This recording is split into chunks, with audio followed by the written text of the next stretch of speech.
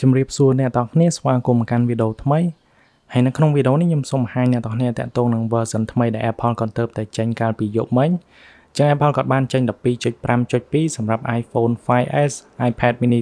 2 iPhone 6 ហើយនិង iPhone 6 Plus ចឹងដោយសារប្រភេទ device នឹងជាប្រភេទដែលចេញយូរគ្រាន់ហើយ Apple គាត់បាន update version ថ្មីនឹងដែរ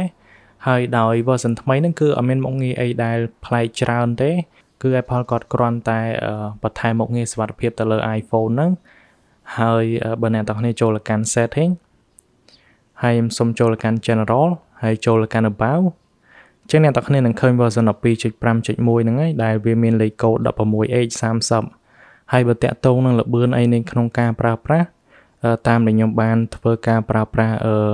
បានខ្លះមកគឺតាក់ទងនឹងល្បឿនចេញចូលកម្មវិធីគឺធម្មតាទេគឺវាអត់មានថាប្លែកតាក់ទងនឹងល្បឿននេះទេគឺដូចតែ version